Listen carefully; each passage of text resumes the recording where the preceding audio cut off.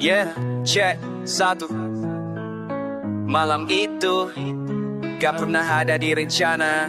Yo, dengerin. Awalnya cuma iseng, scroll DM, lihat namamu nongol, langsung ku kirim hem. Responmu cepat, ketawa pakai stiker, jadi mulai lincah, obrolan makin layar. Dari bahas TikTok sampai cerita masa lalu yang bikin pusing. Kita sama-sama ngaku lagi butuh healing. Gak ada niat lebih, cuma teman di dunia maya. Sampai kau bilang capek ngetik call aja apa ya. Ku iakan tanpa mikir, boleh gaskanlah. Angkat telepon, terdengar suaramu yang renyah. Detik jadi menit jadi jam. Kita terlarut, lupa malam makin kelam. Skenario, gak ada arahan sutradara, cuma dua suara yang saling lepas bicara. Logika entah kemana dibuang sena, hanyut dalam frekuensi yang sama. Dan tiba-tiba sleep call sampai pagi. Matahari nongol, kita masih di sini.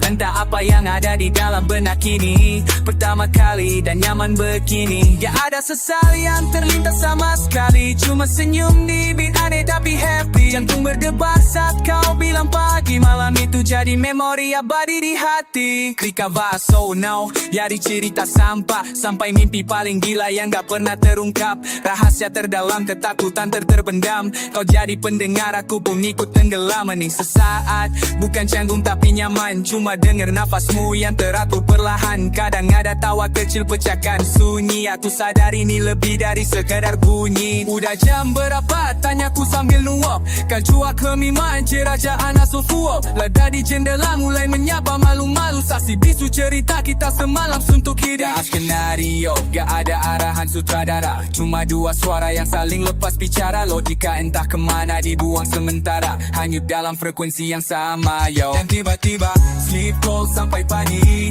Matahari nongol, kita masih di sini.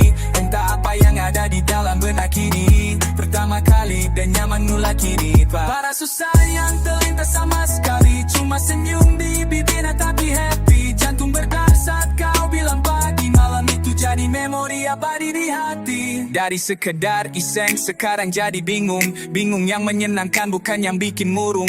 Ada benang terlihat yang terikat erat di antara dua heads. Sepanjang malam yang pekat, kita gak bahas status, kita gak tanya apa ini. Cetas menikmati momen tanpa perlu definisi. Mungkin ini nyaman, mungkin ini benih rasa. Biar waktu yang jawab, kita jalani saja. Yeah, fajar pertama kita meski lewat suara. Gak akan pernah lupa malam itu. Bahagia malam itu milik kita berdua. Yeah, sampai pagi.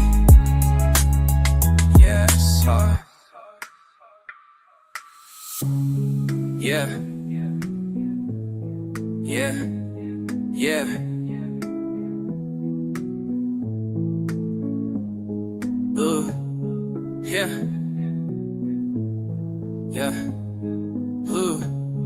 yeah.